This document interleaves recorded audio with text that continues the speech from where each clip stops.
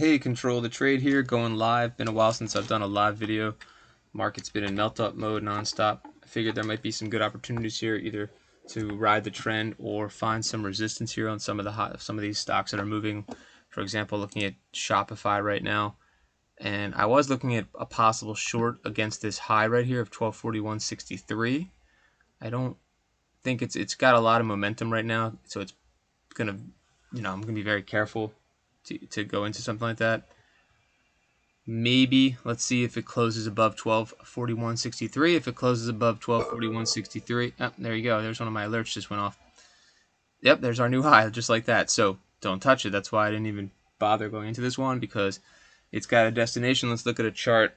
Let's look at a daily chart to see if there's any more resistance that we can find, because I think this is a great opportunity for a short if we run into some resistance. So you can see here we busted through the 50-period moving average. It looks like we're filling a gap. No wonder. Let's see here. Close at 1220.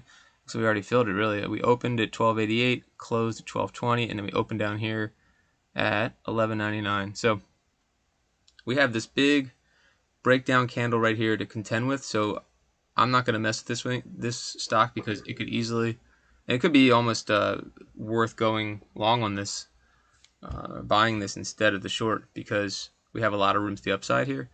And there's probably a lot of short covering going on right now, I'd imagine. Even though there's not a high short float on this stock, I'm sure there's people shorting this stock. I mean, it wasn't a pretty bearish, ugly trend here until we broke through the 50-day, so I wouldn't blame somebody to be short on this one. I think that's a pretty good play, actually.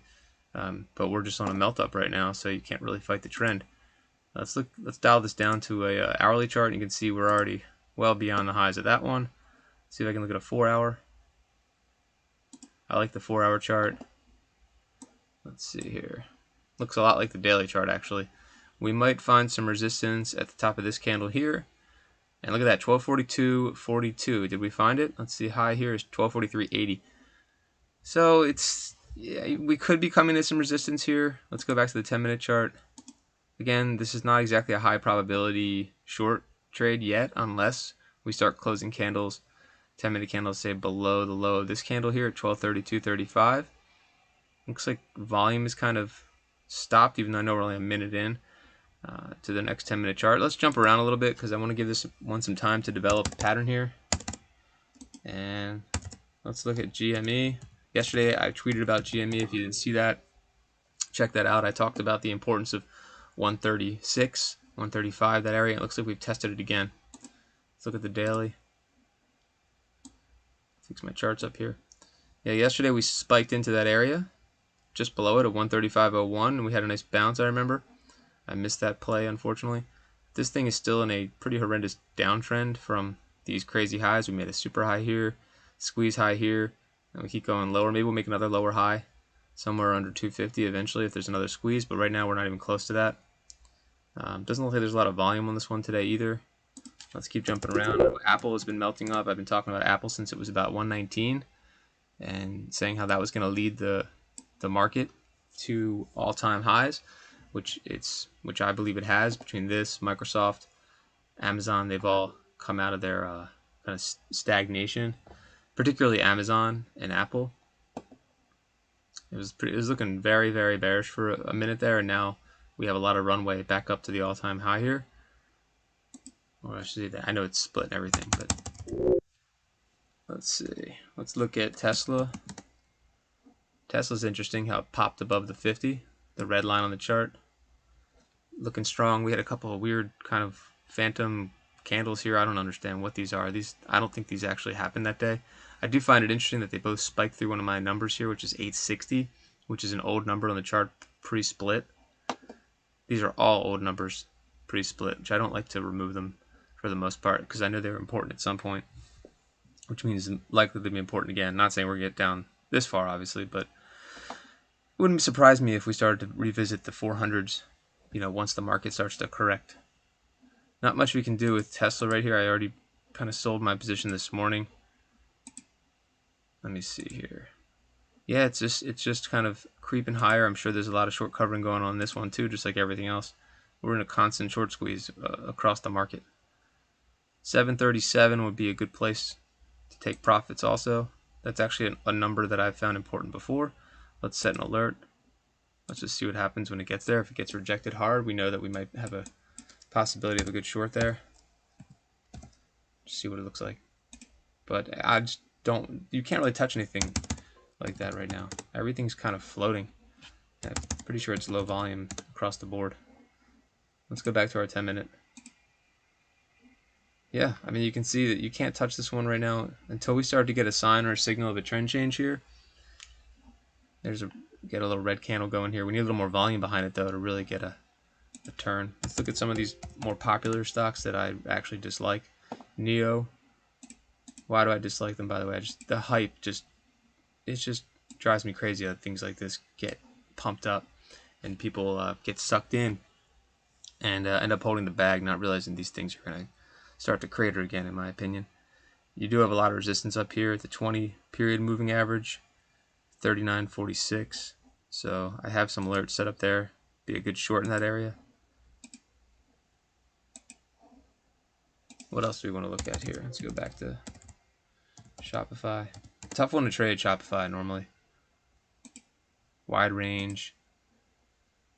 Kind of nonsensical price moves a lot of the time, which is kind of the whole market though. You can see we jumped out of the gate. We had a nice gap up here. So again, our high is 1243.80. So the way that I look at the market and a lot of other traders, you know, until we breach this high, we can go short, which I'm not going to do yet, but you can trade against that number and have low risk. So let's say you said, you know, I'm going to short it at 1243, and you know, if it went up another $1 on like a 10-minute close, you know, that's your loss basically. At that point, you want to probably get out of the trade because we've made a new high for the day. That's bullish. Whereas if we get rejected in this area, that's probably a good sign that we're going to start pulling back, at least like a healthy pullback at the very least. I just got another alert on Tesla. That was fast. Yeah, this thing is just flying right now.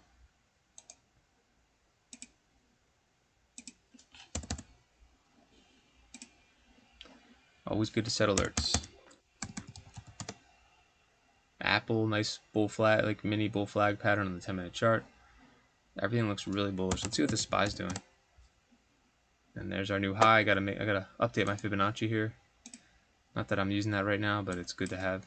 As we start pulling back, 412.20. I'm sure the way it looks right now, I wouldn't be surprised if we start to go even higher. Just a little alert there just to see if we get some new all-time highs. So you can see I'm being really patient, not really entering any trades right now. That's one thing I've learned, is to not chase stuff, because that's one of my downfalls in the past is chasing plays and having FOMO, and you see something, a quick move, and you want to jump into it. Rarely does that work out. That's gambling for the most part. I'm using technical analysis when I'm doing it, but in my charting, but you have to wait for some of these moves to develop instead of jumping right into them. And I see a lot of people out there. I can't believe how many people, I'm in some like different groups, like on chat groups and things like that, or just in Twitter. It's just amazing how many traders, quote unquote traders, are just trading based on nothing. They're just like, do you think it's going to go up? That's the question. Like, is it going to go up? There's no like analysis behind that other than this company sounds good. You know, like, that's just not how you trade. You want to do a long-term investment. Like NKLA is a great example of that. Like, look how hot this thing was. And it's just a short squeeze. But how many people got sucked into this thing and are bag holding probably in the 30s, 40s, 50s, 60s? You know, think about that. And look at this crazy downtrend that it's on. I'm sure it'll pop again at some point, but right now it's just, you could draw a nice trend line right down there. Here's another example. How many people got stuck in this one? Or this one? Oops, is that the right one? Nope, not plus. Plug. I guarantee you, and now look, it's actually coming into support down here. It's just pretty interesting. But how many people got stuck in this thing up here? Come on, I'm sure a ton of people got stuck in this in the 50s, 40s, thinking, oh, to the moon, all that nonsense. The market does not work like that. It does not go up every single day. And if you're new to trading, that's what you think right now.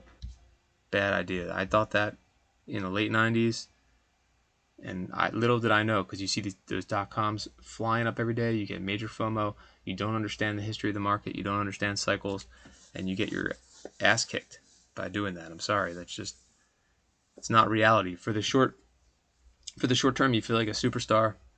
You think you're invincible. You think you can make any trade. Everything goes green. That's not how this works. Especially if you're day trading. If you're a long investor, that's a different conversation, and my channel's not really for you. These are short, quick time frame chart analysis videos. But a lot of these plays are just eating people up right now. The next big one that's going to eat people up is going to be Bitcoin. That's going to be a shit show. How do I get this on my chart? Here's our next shit show. And yeah, I've probably been saying that for a while, but there will be a blow off top soon. Honestly, I'm going to make some videos on this and the market as a whole,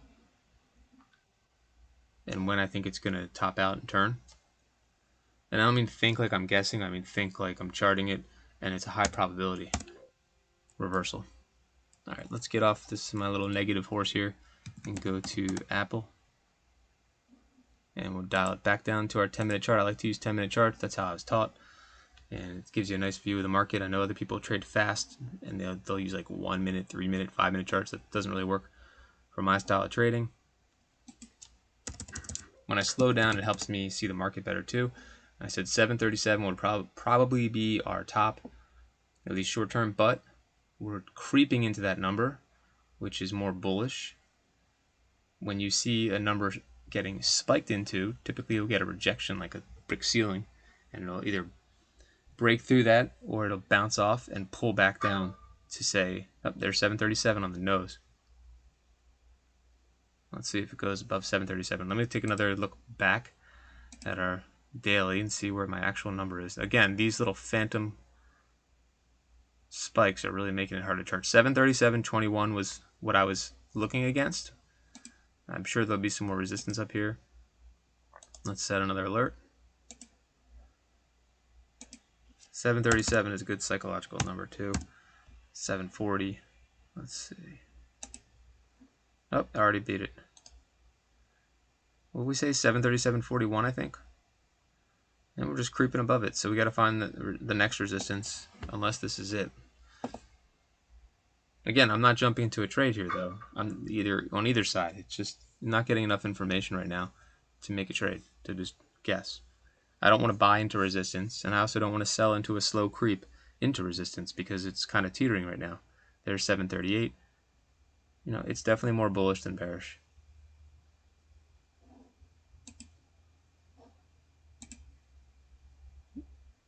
Trading like this, it's very contextual. It's very like art meets science. You have to think about volume, think about time, price, sentiment, psychology. And you can say I'm overthinking it, but I have enough experience looking at charts to know how charts act and react. And right now, a slow drip through our resistance is bullish. So I'm going to even pull this back to a 3-year. I want to look at a weekly chart. I got to fix my charts up here. All right. You can see the 20-week moving average is right here at 719.27. So believe it or not, I mean, this has room on the weekly chart all the way up to 762, 64, 768, 50, somewhere in that area to challenge that high of this breakdown candle right here. So if it keep dripping up like this, I'd jump on Tesla and I would know where I'm wrong. I would look for support now at 737. I think we're going to get a little melt up here. I'm going to go look for a trade right now on my other device. Maybe look for a pullback to 737, jump in there. But not definite. But this chart looks incredibly bullish right now. I mean, it already had looked incredibly bullish. Let's see if we stop at 740, which should be at that psychological number. Would probably be the high for a minute. If we bust through that, forget about it. But I am looking for a little pullback. When you get a melt up like this, like a real quick, these quick moves, not quick moves, but you get this kind of momentum going, I mean, usually there's got to be, you get a nice breakup. Oh, there's 740 on the nose right there. See, we got a little baby pullback right there. But it looks like it's going to bust through 740 any second now.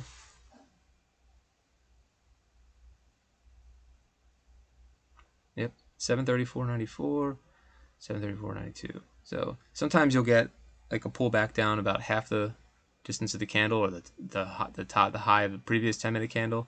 Something I look for. So I think 737 again would be a good entry. And if I don't get it, if it goes away from me, that's fine. Like I'm not chasing anything. That's when you get into trouble. Let the trade come to you. It's so easy to get caught in that. It's too easy to, just use your phone and just start buying shit. That's how, I know at least that's how I get into trouble.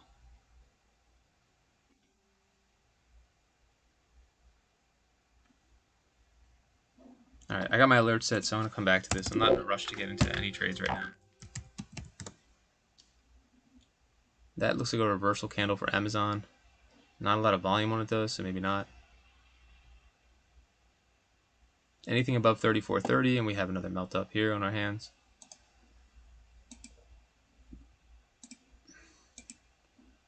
There's another alert from Amazon. Let's go back to Tesla and see if we're in our zone. Our little pullback. Sometimes I will do like a 5-minute chart just to see what it looks like, so I can get ready for my little mini pullback. I actually don't have a 5-minute. Oh, there's one. So yeah, I'm looking for maybe a pullback down the middle of this candle here. Let me go back to my 10-minute chart. Now, if we start to lose this entirely and this turns red, that changes my analysis here completely. Then we have a trend change. So we're teetering between a trend change and another move higher. I guess that's kind of where we always are, but this literally is. Like, if we don't close above the high of this candle, then I personally would be pretty weary about jumping into a trade. I would actually, again, change my mind minute by minute here and start looking for a short. I'm going to take a break here, and I'm going to come back later. I hope this helped see my perspective on trading, and maybe you found some things that you do in your trading in my videos too. Remember, don't let the trade control you.